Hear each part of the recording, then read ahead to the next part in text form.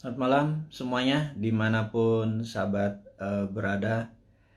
Malam ini pada tanggal 12 September, ini adalah hari Minggu dan hari dimana sahabat semua lagi di rumah, lagi istirahat. Di Indonesia waktu bagian timur saat ini sudah jam 10 malam, dan waktu Indonesia bagian tengah sudah jam 9, dan waktu Indonesia bagian barat jam 8 malam. Saat ini kita akan mulai sebentar lagi untuk memberikan informasi yang insya Allah cukup bermanfaat buat sahabat semua. Ada banyak informasi yang saya menganggap penting untuk kita share, mulai dari masalah COVID gitu ya, kemudian PPKM yang kita berharap sudah bisa turun, dan masalah internasional, ada Taliban, Amerika, Tiongkok. Itu penting sekali karena kita mungkin satu-satunya warga negara Indonesia yang mempromosikan tentang geopolitik dan geostrategi versi kekinian. Jadi saya berharap Anda bawa bolpen, bawa kertas, merekam, dan apapun itu, tolong nanti kalau direkam edisi yang awal ini tolong di-cut ya. Karena di sini mungkin hanya informasi-informasi awal sambil menunggu sahabat-sahabat semua untuk bergabung dalam beberapa menit lagi. Alhamdulillah sudah 2.700-an yang bergabung. Saya pikir kalau kita menunggu beberapa menit lagi, informasi penting dari dan untuk sahabat semua bisa didengarkan lebih banyak sahabat lagi.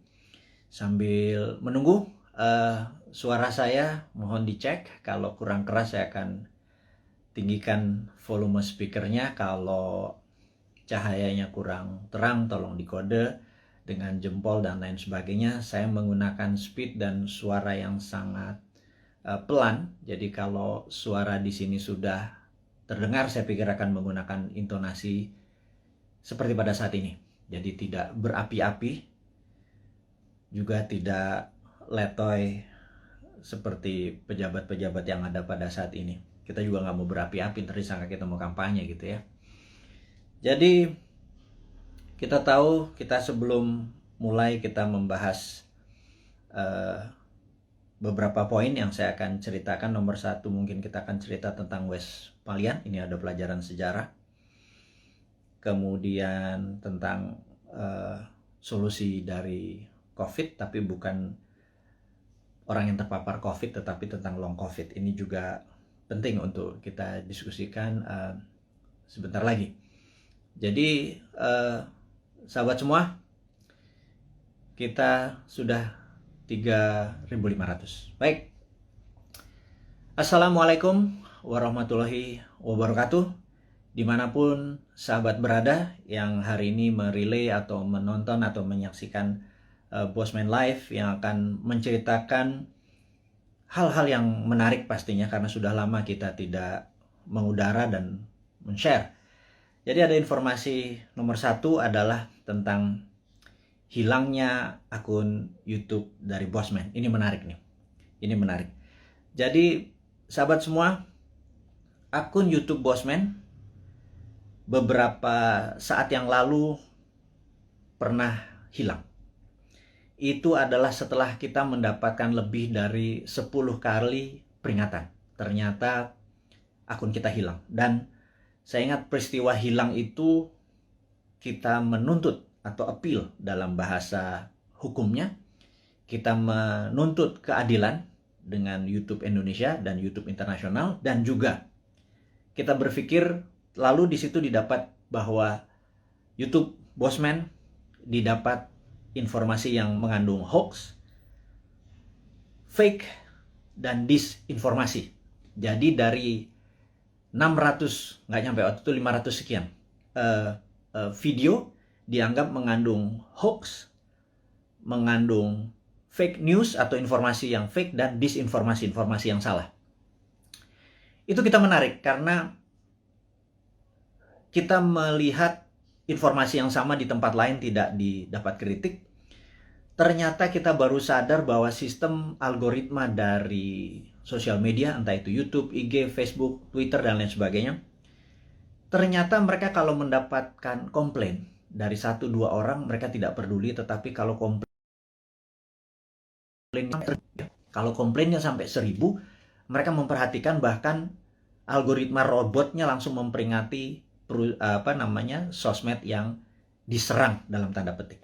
Nah, rupanya kita mendapatkan serangan dari ribuan akun-akun yang menyatakan video-video narasi Bosman mengandung hoax, fake, dan disinformasi terhadap itunya. Nah, ini menarik karena sistem algoritma dari sosmed tersebut ya langsung aja men-take down semuanya. Dan tapi itulah kebebasan berpendapat. Kita tahu bahwa saya ingat salah satu tim kita, Pak, yang punya YouTube kan Google, Pak. Bagaimana kalau kita appeal atau mencoba bertanya ke Google gitu ya. Nah, menarik. Kita melakukan appeal, kita berdiskusi bahwa tolong dicek dari 600 video Bosman tersebut, yang mana yang Anda anggap fake, yang mana yang Anda anggap hoax, yang mana yang Anda anggap disinformasi. Kita mau menantang atau men-challenge. Saya ingat peristiwa itu adalah hari Minggu jam 1 malam. Jadi hari Sabtu di Amerikanya jam 1 siang. Kita appeal selama beberapa jam, dan kemudian alhamdulillah jam 4 pagi itu YouTube kita on lagi gitu ya. Dan kita mendapat peringatan.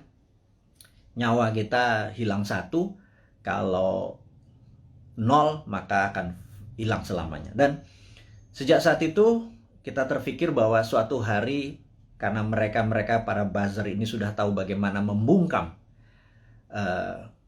video-video kita, maka kita sudah yakin bahwa video kita akan dibungkam untuk selamanya. Dan makanya kira-kira tak lama setelah itu kita melakukan bukan konferensi pers, tetapi kita naik ke live YouTube, live IG.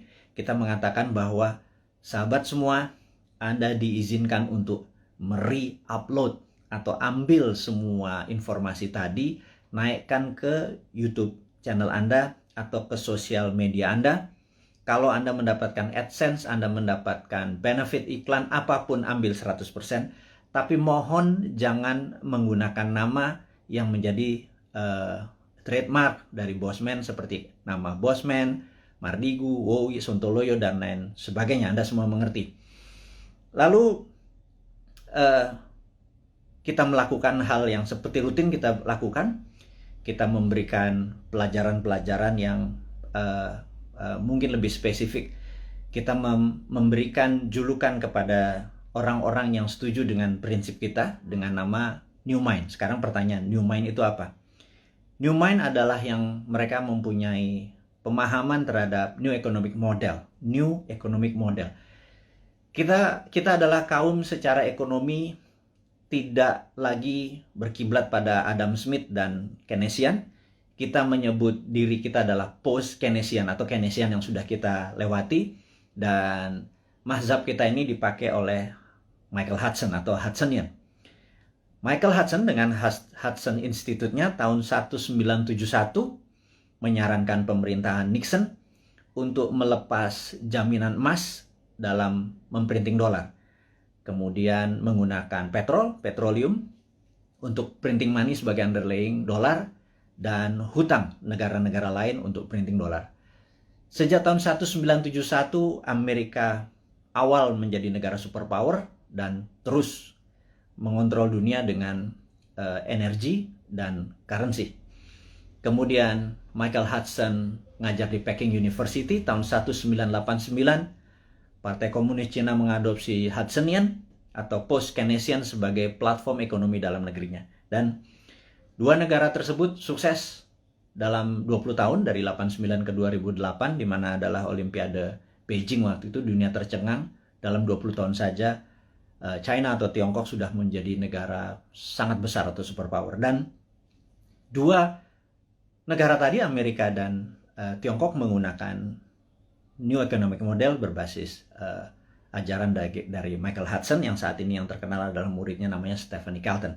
Dan itulah orang-orang yang kalau nanti 2024 kita mendapatkan kepercayaan, mungkin penasihat ekonomi kita adalah Michael Hudson dan Stephanie Kelton yang akan membawa Indonesia menjadi punya model baru, New Economic Model, di mana kita mungkin negara kita tidak ada interest atau bunga lagi, pajak turun gitu ya, berbeda dengan sekarang yang pajaknya naik. Hal ini adalah karena kita New Economic Model. Jadi New Economic Model kita menyebut diri kita sebagai New Mind. Kemudian New Mind memahami apa yang namanya geopolitik. Geopolitik adalah sebuah kekuatan geografi dari negara kita untuk kekuatan berpolitik terhadap negara-negara lain.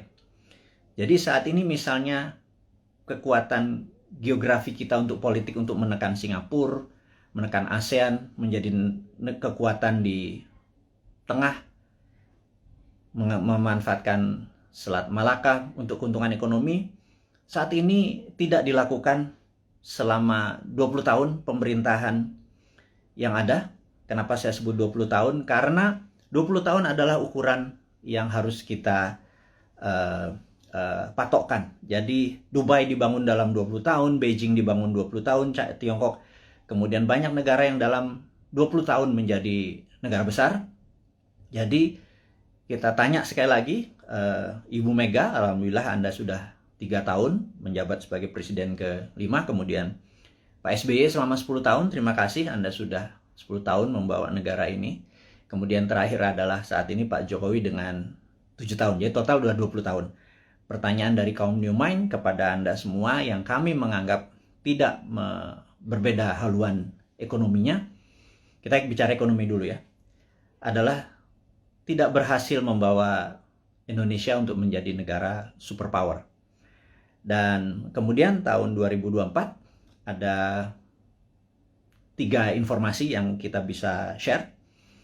Nomor 1 adalah ada isu bahwa akan diperpanjang 3 masa jabatan.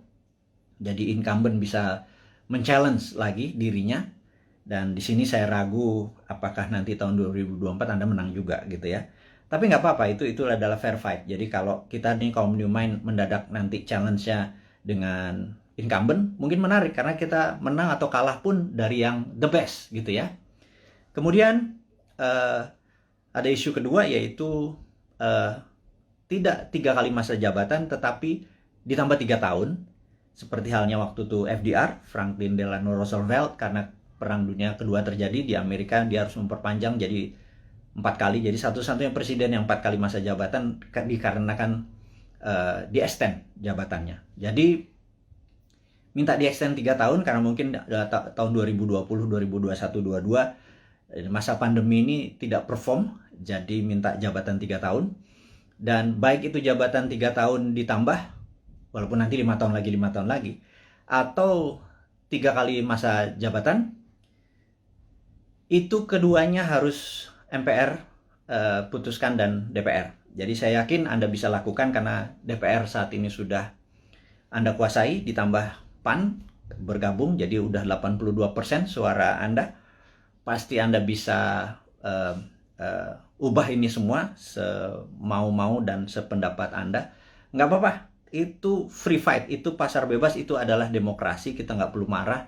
Selama ini adalah kemufakatan dari beberapa pejabat di atas sana. Jadi selama kita bisa bertanding nanti di 2024, ya kita nggak apa-apa juga mau itu 3 kali masa jabatan. Tapi kalau diperpanjang 3 tahun itu berbeda gitu ya. Kita akan bertemu di 2027 gitu ya. Nah, dengan masuknya PAN, kayaknya konstelasi politik bergeser. Apakah PAN masuk kabinet seperti informasi yang kita ketahui? Apakah Pak Zul masuk atau Mas Trisno Bahir masuk? Mungkin Menko Kesra, saya nggak tahu. Saya cuman mengira-ngira aja. Kemudian Pak Hadi, Panglima kita yang mendekati masa pensiun, apakah dia masuk kabinet?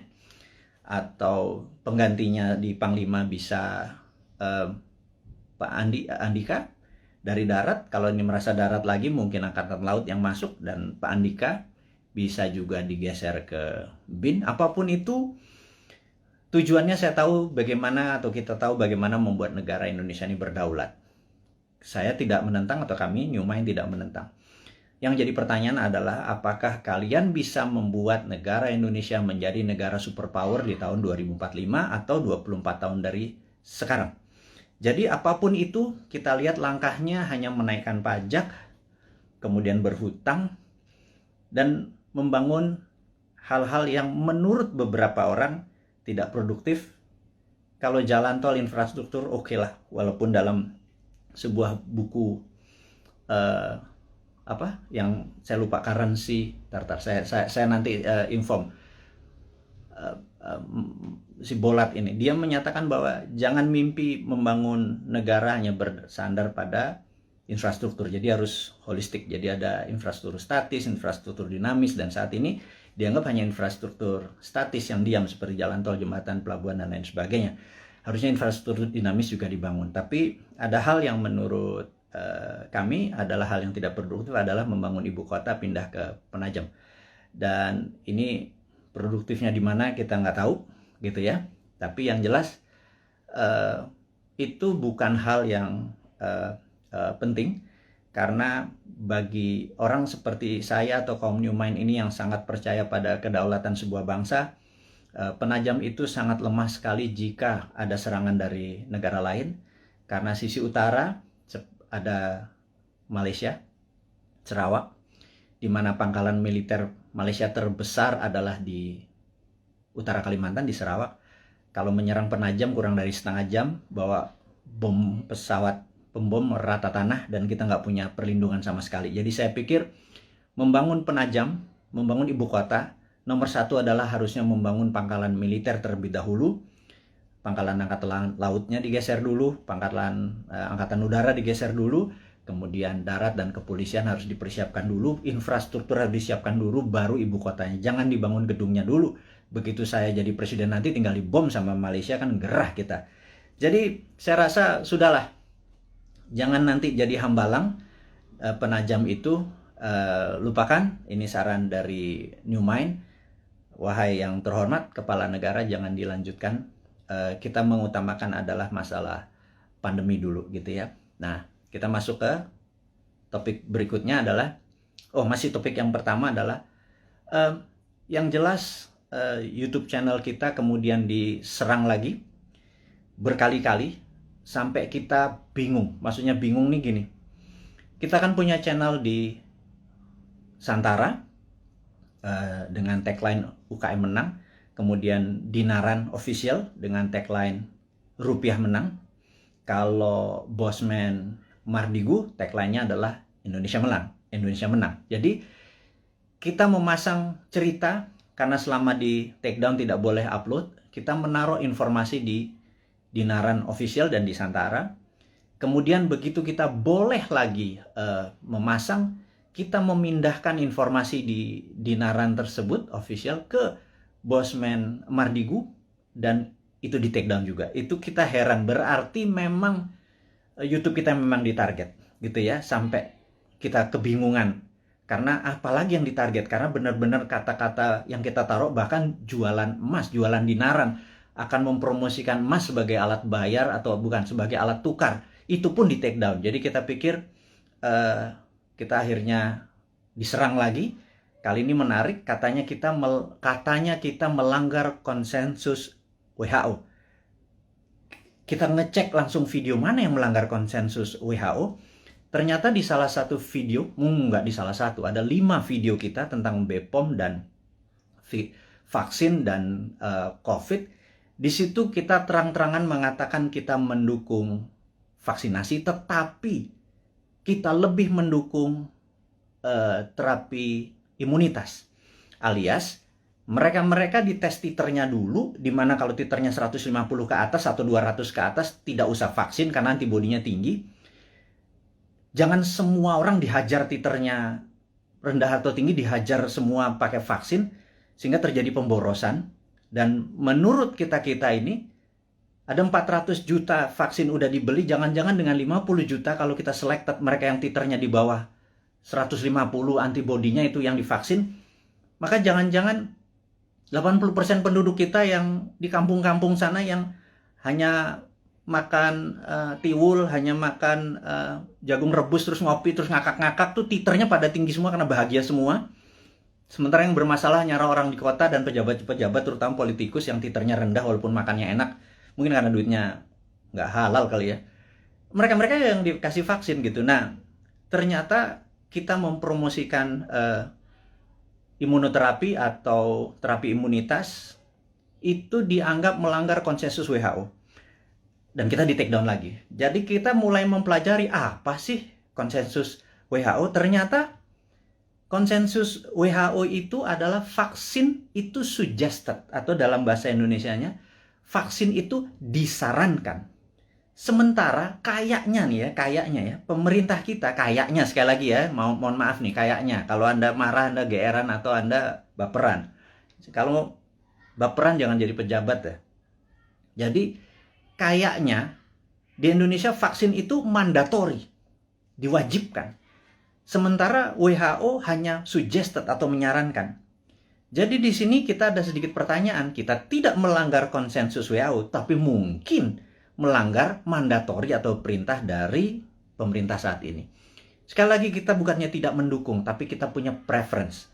Karena sahabat saya, seorang profesor yang saat ini mengajar di Cornell University, beberapa minggu yang lalu, mungkin beberapa hari yang lalu, 3 minggu yang lalu, mengatakan, kalau vaksin adalah sebagai single bullet proof untuk menang melawan COVID, itu halu. Jadi dianggap delusion. Jadi menurut beliau, kalau kita menganggap atau kita berpikiran bahwa untuk menang melawan virus corona ini, vaksin adalah satu-satunya single bullet proof, itu delusion. Jadi itu kata-kata sebenarnya cukup sadis gitu ya. Karena sebenarnya ada banyak cara untuk selain vaksin. Taliban itu nggak pakai vaksin, nggak pakai masker tuh, nggak ada yang satupun yang kena. Taliban, COVID-nya takut sama Taliban. Itu aja berpikir sangat sederhana. Nah, jadi sahabat semua, akhirnya kita singkatnya adalah di take down forever, permanen. Jadi mendengar hal itu terjadi, RIP, rest in peace, kita dalam waktu 4 jam langsung membuat Bosman Mardigu official. Dan entah bagaimana, tahu-tahu ada 5-6 akun mirip-mirip, ada Mardigu Wowi official, Mardigu Bosman Mardigu unofficial, apapun itu, saya minta dengan segala kerendahan hati dan dengan segala hormat Anda untuk mengganti dengan nama, jangan pakai trademarknya Bosman. Sekali lagi, saya dengan hormat memohon Anda untuk mengganti. Karena saat ini orang begitu membuka akun tersebut menjadi tidak terdistract gitu ya dengan penampilan Anda tersebut. Saya tahu niat Anda baik, tetapi saya sudah wanti-wanti, jangan pakai nama trademarknya Bosman, tapi videonya Anda upload, Anda re-upload, Anda share, Anda berhak atas itu semua. Tidak ada hak paten atau right yang saya tuntut, tidak ada. Tetapi jika ada orang keberatan, sayalah keilmuan tersebut yang akan dipertanyakan. Jadi Anda tidak akan bertanya. Jadi sekali lagi, saya mohon maaf untuk Anda. Saya minta dengan segala hormat untuk mengganti channel tersebut, sehingga Bosman Mardigu Official adalah satu-satunya akun. Dan ke depan kita akan punya gaya lain, punya genre lain, punya aliran lain, demi membuat Anda semua mengerti otot atau muscle knowledge atau otot bernegara yang lain yang akan kita ajarkan, yang akan membuat kita menjadi negara besar superpower di 2045.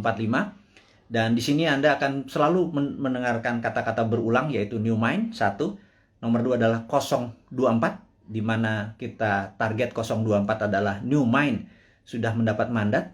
Itu bukan berarti Bosman atau seorang Mardigu menjadi presiden, tapi kita berharap dalam 3 tahun ke depan, ya, kemarin kita udah punya 171 juta viewer. Kalau satu orang menonton 10 video Bosman, maka ada 17 juta sahabat Indonesia yang sudah menonton video Bosman.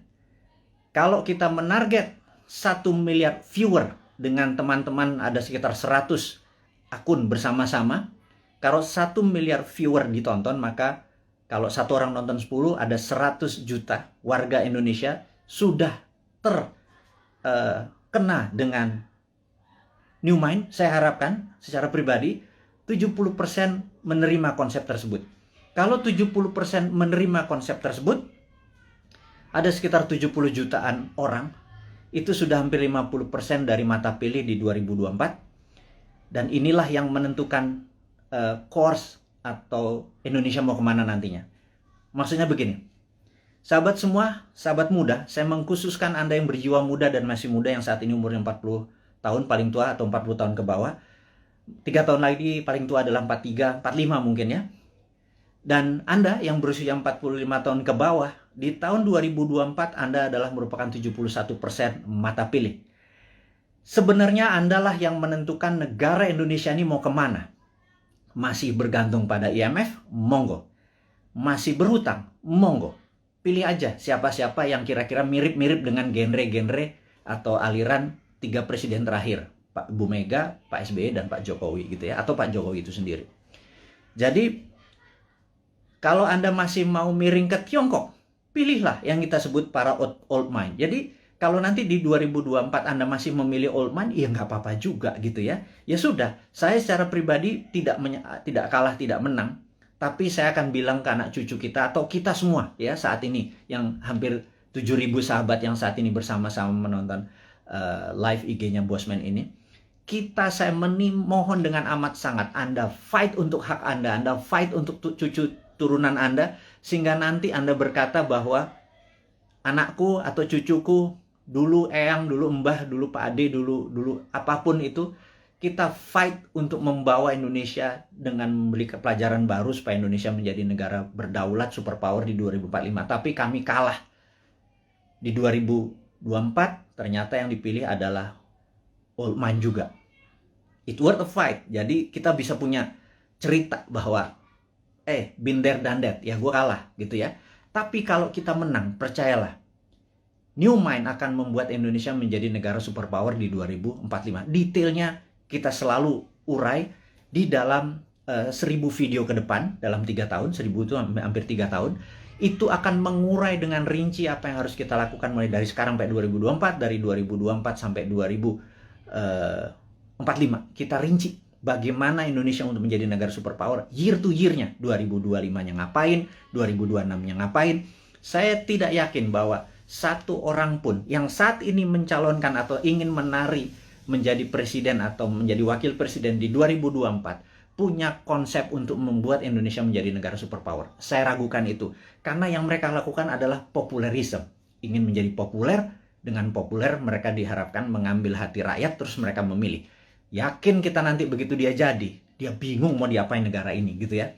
Beda dengan New Mind. New Mind tidak ingin menari untuk menjadi presiden, tetapi konsepnya yang akan kita bawa agar siapapun yang nanti menari di 2024 membawa konsep ini yang akan membawa Indonesia menjadi negara superpower di tahun 2045. Itu 24 tahun dari sekarang.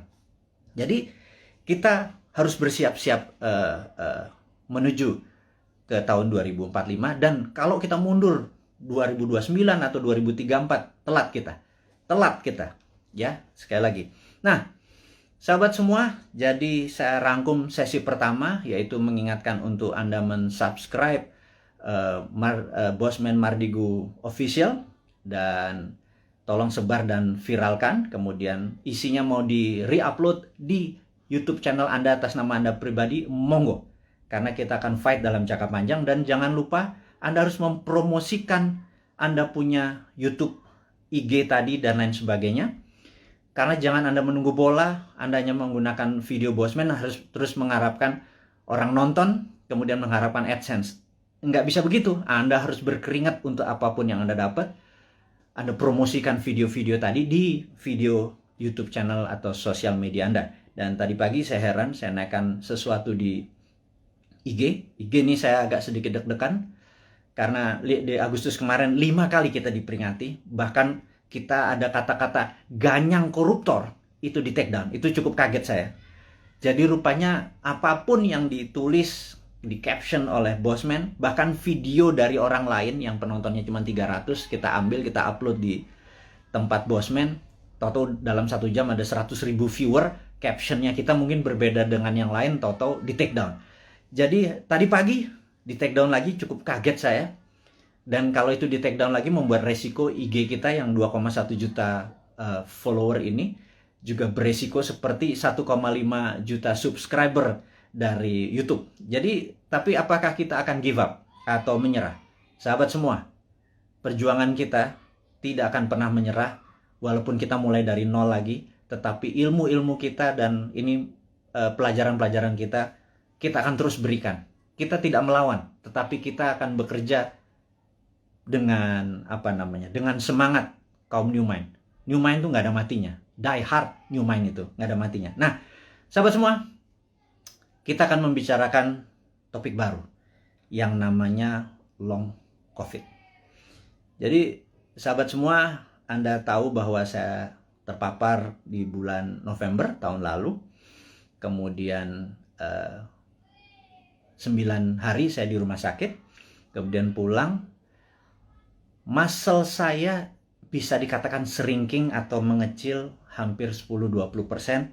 Sehingga sejak bulan Januari saya ada personal trainer hanya untuk membuat muscle saya bergerak. Jadi Anda akan lihat ini saya agak kurus, muka saya agak tirus dan lain sebagainya. Karena muscle saya hilang, asam amino saya seakan-akan dimakan oleh COVID tadi.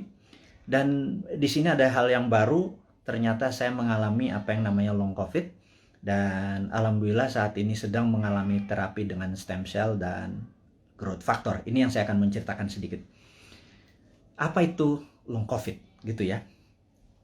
Jadi sahabat semua, kalau ada pencuri masuk ke sebuah rumah, pencuri itu ingin mencari emas, uang, ATM, kunci mobil, dia bongkar lemari, dia bongkar kulkas, dia bolak-balik sofa, dia apapun dalam rumah itu berantakan. Dan ketika keluar dari rumah tersebut, ada polisi yang menembak mati. Matilah pencuri tersebut. Tetapi rumah yang tadi dia masuki sudah berantakan. Itu dikatakan badai sitokin. Dan badai sitokin ini memakan waktu untuk penyembuhannya. Karena itu, efek ini disebut atau dinamakan long COVID. Sayangnya ini belum dipromosikan dengan detail dan banyak tentang long COVID.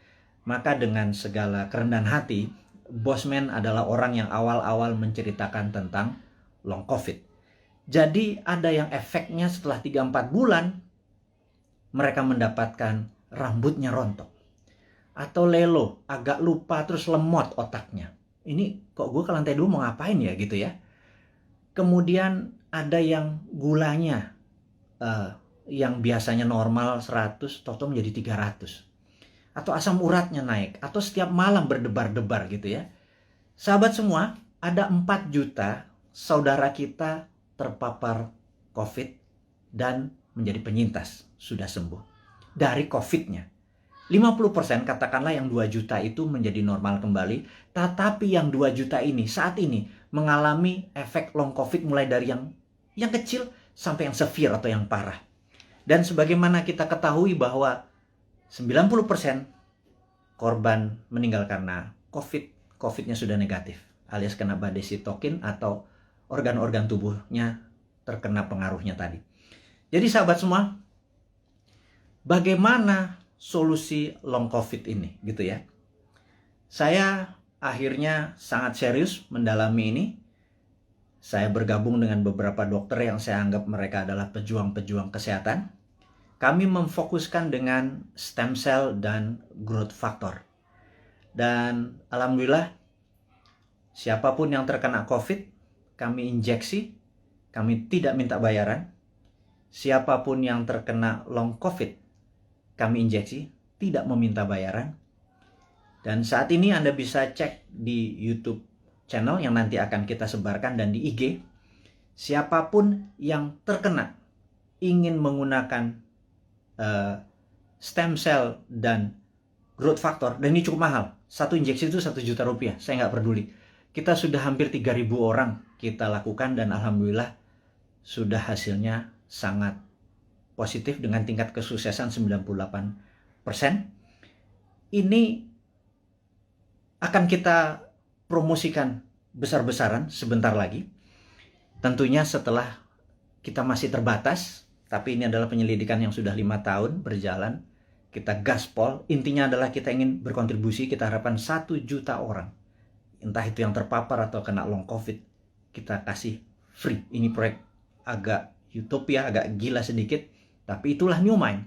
Tidak minta sumbangan pemerintah, tidak minta sumbangan apapun, tetapi kalau Anda kami tolong, dan rambut Anda yang rontok tahu-tahu tumbuh kembali setelah beberapa kali diinjeksi, kami mohon dengan hormat, Anda gratis. Tapi kalau Anda mau berkontribusi untuk menolong sesamanya, terserah.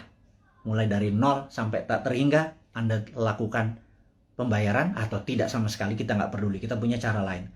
Jadi intinya adalah stem cell dan growth factor ini akan menjadi senjata kita untuk menolong teman-teman yang long COVID. Saya tahu di antara 6.000 saat ini hampir 7.000 ada mereka yang jadi yang saat ini gue deg-degan kalau malam itu jangan-jangan long COVID karena gue udah penyintas COVID. Ini yang membuat gula gue naik, ini membuat dimmer gue naik dan lain sebagainya. Yuk kita diskusi lebih detail lagi tentang hal ini. Anda boleh DM atau nanti komen di IG kita atau di YouTube channel kita, karena kita akan merinci sekali lagi. Jadi ini berbeda sekarang YouTube-nya dengan YouTube yang dulu. Kita akan lebih banyak kontribusi-kontribusi ini, tapi bukan hadiah-hadiah, tetapi benar-benar ingin penyembuhan masalah COVID dan long COVID ini. Ini sedikit kontribusi dari kaum New Mind. Dan bagi mereka yang sehat, supaya tidak terpapar, kita adalah orang yang ingin imunitas kita tinggi. Kita ada immodulator. Ini juga free. Kita akan kasih semua orang. Ini berbahan baku juga ada stem cell dalam tanda petik yang kita keringkan dicampur dengan herbal.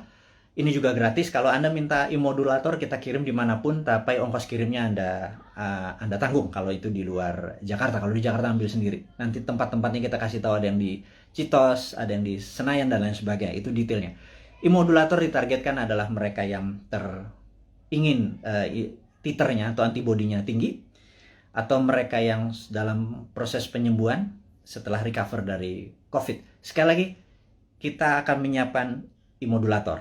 Namun kalau long COVID tadi yang stem cell dengan growth factor, kita injeksi ke muscle atau daerah bokong gitu ya, akan kita masukkan. Oke, itu adalah informasi kedua, sahabat semua. Yang ketiga adalah sahabat saya, seorang profesor filosofi, guru besar universitas cukup terbesar di Jawa Tengah, tadi pagi menyatakan, Mas Mardigu, sampean ini memang gila katanya. Anda benar-benar mendeklar diri Anda sebagai Westphalian. Saya begitu dikatakan saya sebagai Westphalian ini saya tertawa. Karena bagi orang seperti saya, no need an explanation tentang apa itu Westphalian. Jadi, tapi saya yakin teman-teman yang masih muda di bawah 40 tahun, mungkin yang memahami Westphalian ini cuman 5-10%. Ya udah, saya review what the hell is Westphalian gitu ya. Jadi Westphalian ini adalah orang-orang yang mendukung. Ini adalah di abad 17, tepatnya mungkin tahun 1648. Ada Westphalian, sebuah kota yang sekarang di wilayah Jerman, Westphalia. Itu mengadakan treaty, perjanjian antara kaum monarki dengan nasionalis. Jadi disitulah masa keemasan awal kaum nasionalis yang nanti melahirkan demokrasi, dan masa suram dari kerajaan atau monarki. Dan sejak saat itu negara-negara Eropa perlahan-lahan monarkinya makin turun dan berakhir di Perang Dunia Pertama. Negara-negara menjadi nasionalis atau disebut nation state. Nation adalah negara, state adalah bangsa. Jadi negara bangsa adalah pemahaman Westphalian.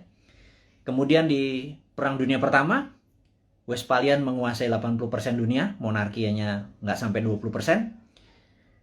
Kemudian di 1945 Perang Dunia Kedua ada 100 negara lahir dan semua adalah Westphalian, sehingga monarki menjadi mengecil. Tapi orang-orang monark ini melakukan mungkin memutasi. Mereka menjadi raja-raja seperti Rothschild, Oppenheimer, dan lain sebagainya. Ada 13 raja-raja, keluarga raja-raja, dalam tanda petik, bukan raja beneran, tapi raja ekonomi. Nah, mereka inilah yang mulai menggarap dunia tahun 50-an, 60-an, 70-an terus. Dan mereka yang kita sebut sekarang dengan nama globalis. Jadi globalis ini anti-nation, anti-negara, anti-bangsa. Globalis hanya peduli pada NIK, nomor induk kependudukan. Mereka hanya peduli pada numbers dan sertifikasi. Jadi, saya tidak menentang vaksin, saya menentang sertifikasi. Jadi ini jelas ya posisi saya ya. Saya anti sertifikasi, saya anti dimonitor, saya anti diikuti, dibedah. Kita kemana aja, masuk ke mall, keluar mall, masuk ke sini, kita dibedah, kita diikuti, dan ada nomor serinya. Itu adalah cita-cita globalis dari dulu. Kita sebagai kaum Westphalian yang nasionalis patriotik, kita menganggap bahwa mereka adalah common enemy atau musuh bersamanya. Dan globalis ini di belakang Tiongkok dan di belakang Amerika dan negara-negara lemah. Jadi kita takutkan negara tetangga ini sudah terpengaruh dengan globalis, sehingga kita kaum nasionalis, kaum Westphalian ini ya dibungkam, entah di YouTube-nya, entah di IG-nya, atau kita dibungkam karena mereka tidak ingin semangat nasionalis seperti yang Pak Karno promosikan menjadi penghalang kesuksesan mereka mensertifikasi dan memberikan numbers kepada penduduk dunia. Tapi kata-kata guru besar tadi tentang kita adalah Westphalian dan diserang untuk dibungkam membuat saya tertohok. Intinya adalah benar juga ya. Jangan-jangan itu yang terjadi. Tapi apapun itu, kedepannya kita akan terus memberikan informasi kepada sahabat semua dimanapun Anda berada dengan ilmu-ilmu kekinian yang tujuannya adalah Anda di tahun 2024 yang 71% ini, saya minta dengan hormat menentukan apakah Anda mau membuat Indonesia menjadi negara superpower di tahun 2045 atau Anda tetap ingin Indonesia menjadi negara mediocre seperti saat ini di tengah-tengah dan di trap. Kena debt trap, kita nggak bisa kemana-mana, siapapun jadi presidennya, menjadi pemimpinnya, terborgol sampai tahun 2045. Anda bisa pilih itu semua, dan untuk itu saya mohon dengan amat sangat Anda promosikan ide-ide dari New Mind ini dengan siapapun. Kita challenge ilmu kita ini, kita lakukan studi lebih dalam lagi. Tujuannya adalah untuk membuat Indonesia berdaulat seperti kaum Westphalian atau nasionalis. Tapi kalau Anda memilih menjadi sama globalis, monggo juga 2024 kita memilih enggak, kita bukan nasionalis, kita setuju sama globalis, kita ikut Tiongkok, kita ikut Amerika, kita ikut IMF, kita ikut obor, kita ikut globalis, silahkan juga. Itu ada pilihan Anda. Tapi saya secara pribadi menyatakan diri saya anti globalis, saya Westphalian, saya nasionalis, saya patriotis, dan saya harap mereka-mereka yang mengadopsi New Mind berpendapat bahwa kita anti bunga, deposito kita tidak ada bunga, rupiah kita berputar, dan salah satu transaksinya kita nanti bisa menggunakan alat tukar baru yang namanya emas, di mana cadangan deposito emas kita cukup besar yang bisa menjadi underlying dari transaksi menggunakan emas. Ini adalah prinsip-prinsip New Mind. Sahabat semua, kita sudah bersama-sama hampir 1 jam. Ada 3 topik hari ini yang kita diskusikan. Saya harap video ini bisa Anda tonton sekali lagi untuk memahami maksud-maksud kita ke depan. Kita tidak anti vaksin, kita anti sertifikasi, kita dukung pemerintah dengan vaksinasi, kita dukung dengan strategi menyelesaikan masalah long COVID dan COVID dengan saat ini kita menggunakan stem cell dan growth factor, dan itu sifatnya free, kita dukung. Jadi kita menganggap bahwa vaksin sebagai single bullet proof itu harus ada solusi lain, jangan satu-satunya vaksin, yaitu kita menggunakan solusi dengan stem cell dan growth factor. Yang kedua, kita mengingatkan ada yang namanya long COVID. Long COVID adalah efek setelah terpapar COVID yang saat ini kita duga ada 2 juta sahabat kita, mulai yang terkena dari yang paling ringan hingga yang paling berat, dan ini akan kita gratiskan semua pengobatannya, dan nanti diskusinya kita ada di DM di sosmed kita, atau nanti akan informasikan ke YouTube. Terus subscribe YouTube kita, perbanyak YouTube kita, informasinya semua ada di sana. YouTube kita akan menjadi baru, sosmed kita akan menjadi baru dengan tujuan untuk menjadikan Indonesia baru. Akhirul kalam, saya ucapkan terima kasih atas perhatiannya. Mohon maaf lahir batin. Wassalamualaikum warahmatullahi wabarakatuh.